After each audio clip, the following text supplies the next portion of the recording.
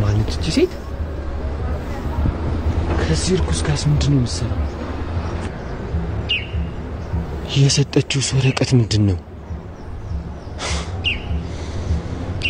የሱ ተላላኪ ነች ማለት ነው? ይሄ ነገር ሆን ተብሎ ነው ቤት እንድትገባ ያደረጋት። ከዛ ጨዋ መስላ ያማለለችን ቀረበች። በማቲ ምክንያት ሬስቶራንት ተቀጠረች። አሁን አንዳንድ ነገሮችን እያወጣች ለተኛ ብዬ መተኛት አልቻልኩም። በቃ ባይኔ ዞርክብኝ አባ። ስላንተ ማሰማት አልቻልኩም። አይ ልጅ ምን አባቴ ላደርግሽ? ምን ታደርግልኛለህ አባ? ወይ ልምጣ ይሆን? ቢሆንልኝማ በጣም ደስ ይለኝ ነበር አባ። ግን እንዴት ትችላለህ አባ? አባ ለማንኛውም በጣም ነው የምወድ።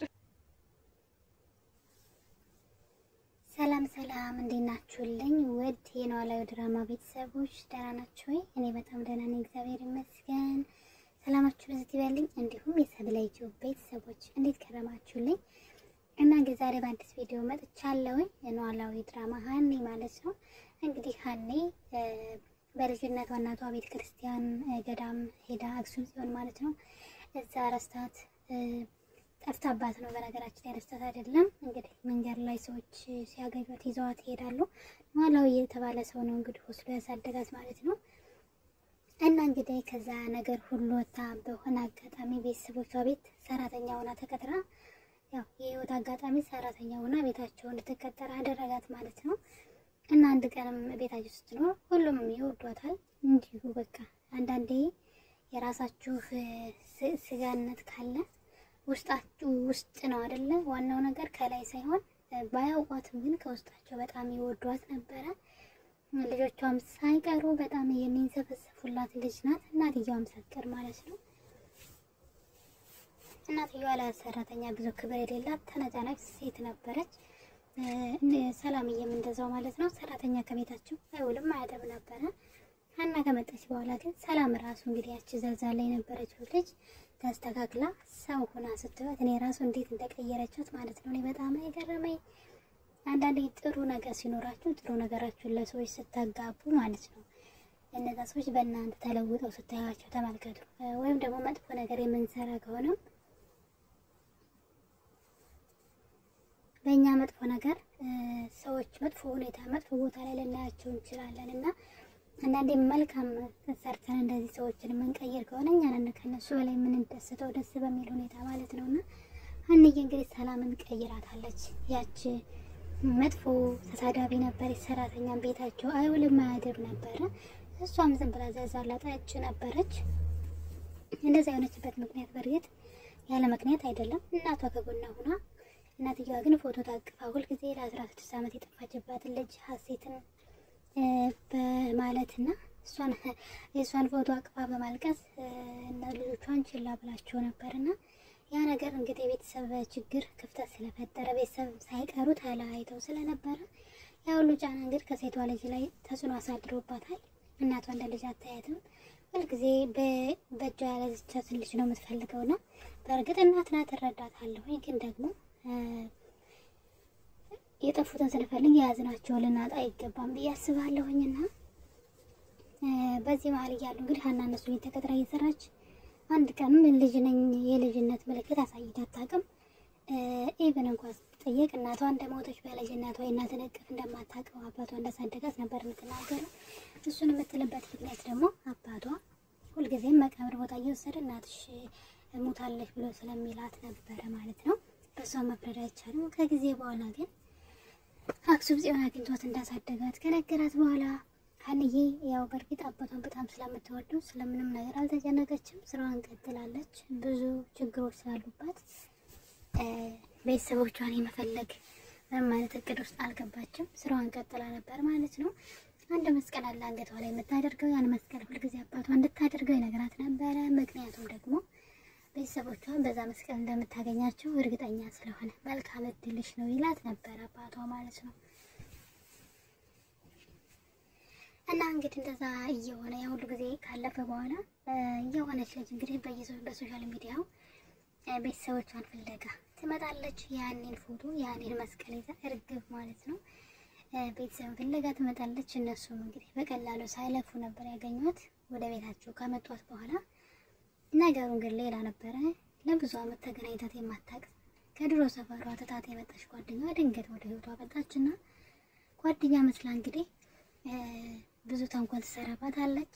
በነገራችን ላይ ሴትዋ እንደመጣች ባዩሽ ማለት ነው ገና ወደ ድራማው እንደመጣች ብዙዎቻችሁ ኮሜንት ላይ ባዩሽ ከድራማው ትወጣለች ስትሉ ነበር። እኔ እንደውም ወድጃት ነበረ።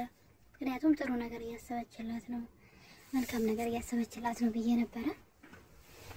ለካ መጥፎ ሰዎች እንደዚህ በጣም ቆዳቸውን አሳምረው ምናምን ነው የሚመጡትና በጣም በሚያሳዝን ሁኔታ እንግዲህ እርግብ የተባለች ከክፍለ ሀገር የሆነች ልጅ ታመጣና የእሷን ገንዘብ ለመብላት በእሷ ህይወት ለካ ተቀናባት ነበር። በእሷ ህይወት ከመቅናቷ የተነሳ የእሷን ገንዘብ ለመዝረፍ ስለፈለገች ልጅ ያልሆነችው ልጅ ያናን ፎቶና መስቀል ሰርጋ ልጅ ነው ብላ ትመጣለች። ሀና የሆንኩን ጉዳት ታውቅም። ድንገት መስቀሉ ይጠፋል፣ ድንገት ደግሞ ፎቶዎቿ ይጠፋሉ። እኔ ግራ የገባኝ ነገር አለ።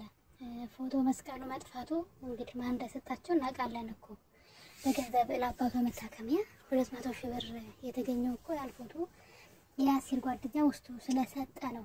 የኔ ጥያቄ እሱ አይደለም። መጀመሪያውኑ እንዴት አወቀች ባዩሽ ይቺ ልጅ የነሱ ልጅ ትሆናለች ብላ በምን አወቀች? ጥያቄ የሆነብኝ ይሄ ብቻ ነው። እና ምክንያቱም ሀና ስትታይ የዛ ቤት ልጅ እንደሆነች ታስታውቃለች። ከውጭ ያለ ሰው ድንገት ሲያያት የዛ ቤት ልጅ እንደሆነች ታስታውቃለች። እንዲሁ ታይታ ማለት ነው መልኳ ስለሚመሳሰል ሴት ዋሽ እንደዛ ጠርጥራ ነው እንበል። ግን ፎቶዋና መስቀል እንዳለ እሷ ጋር በምን ልታውቅ ቻለች? በጣም ነው የሚገርመውና እኔ ግን አንድ ነገር ጠረጥራለሁ። የሆነ ጊዜ የሀና አባት ቤተክርስቲያን ከአሲር ጋር ቁጭ ብለው ነበርና ፎቶዋንም መስቀሏንም እያወጣ ሀንቹን እኮ እኔ አይደለሁም የወለድኳትኝ ሹፍርና ሰራለሁና አክሱም ጽዮን በሄድኩበት ጊዜ እዛ ነው ያገኘኋት መንገድ ላይ እያለቀሰች። ይሄን ፎቶና ይሄን መስቀል ይዛ መንገድ ላይ እያለቀሰች አገኘኋት እና ወስዶ እንዳሳደጋት ለአሲር ሲነግረው ነበረ። ካስታወሳችሁ ብዙዎቻችሁ ማለት ነው ቤተክርስቲያን ውስጥ ግቢ ውስጥ ቁጭ ብለው ማለት ነው። በዛ ሰዓት እንግዲህ ይሄ ነገር ባዩሽ የሰማች ይመስለኛል። በምን መልኩ ሰማች? ወደፊት የምናየው ይሆናል። እና እንግዲህ ለመጀመሪያ ጊዜ ስለ ሀንቹ ምንነት ያወራው አባቷ የዛን ቀን ቤተክርስቲያን ውስጥ ሆኖ ነው። ከዛ በፊት በፍጹም ስለ ሀንቹ ምንም ነገር ማንም ሰው የሚያውቅ ሰው የለምና ባዩሽ እንዴት ልታውቅ ቻለች የሚለው ነገር ለኔ በጣም ጥያቄ ፈጥሮብኛል። እንደምገምተው ከሆነ ግን የዛን ጊዜ አባቷ ሲያወራ የሰማች ይመስለኛል። እና እንግዲህ በዛ ምክንያት የአሲር ጓደኛ ደግሞ ፎቶና መስቀሉ ምንም ጉዳይ ያለው አልመሰለውም። ሰርጎ ወስዶ ሰጥቷቸዋል። ብዙ ብር ነው 200 ሺህ ብር የከፈሉት ማለት ነው። አባቷ እንድታከምላት ስለፈለጉ አሲር በጣም ተጨናንቆ ስላየው መልካም ነገር ያደረገ መስሎት ነው። ግን እሷን በጣም ጎድተዋታል ብዬ ማለት እችላለሁ። አሁን ላይ ላለችበት ነገር አሁን ላይ ህይወቷ መስቀልቅል ብሏል። ያኔ በነገራችን ላይ የሆነ ውሸት ከተገኘባችሁ የናንተ ባትዋሹ እንኳን የሆነ ውሸት ከተገኘባችሁ ወይም ሰዎች ከጠሏችሁ የምታወሩት የምትናገሩት ነገር ሁሉ እውነት ነው ተብሎ ተመኔታ አይኖራችሁም እና አንየ በዚህ ውስጥ እየተሰቃየች ትገኛለች ማለት ነው። እና የኔ ውድ ቤተሰቦች እኔ ከዚህ ምን እንደታዘብኩ ታውቃላችሁ? የፈለገ እውነት ቢኖራችሁ ተቀባይነት ከሌላችሁ በሰዎች ዘንድ አጎልፋት ነው የታየ ነገር ማለት ነው። እና አንየ በጣም ነው የምታሳዝነው አሁን ያለችበት ሁኔታ ማለት ነው። በተለይ ዶክተሩ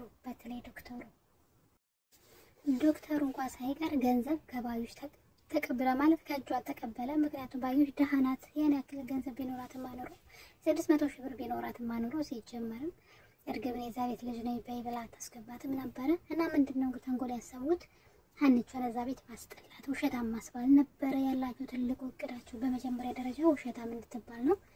ምክንያቱም እንግዲህ የአባቴ ሕክምና 200 ሺህ ብር ነው የጎደለው ብላ ነበረ። ከዛ አባቷ ሕክምናውን ከጀመረ በኋላ ከዶክተሩ ጋር በመመካከር እሷ ያላወጣችውን መድኃኒት እሷ እንዳወጣች ተደርጎ ገንዘቡ የሕክምናው ገንዘብ ወደ ማለት ከሴት በኋላ ብቻ 600 ሺህ ብር እንደሚፈለግ ሲነግሯት የመጨረሻ ውሸታም ነች ስትላትና ስታሰቃቃት ነው ያየነውና ይሄ ነገር ደግሞ መልካም ነው ብዬ አላስብም። አንቺ ግን እግዚአብሔር ይርዳሽ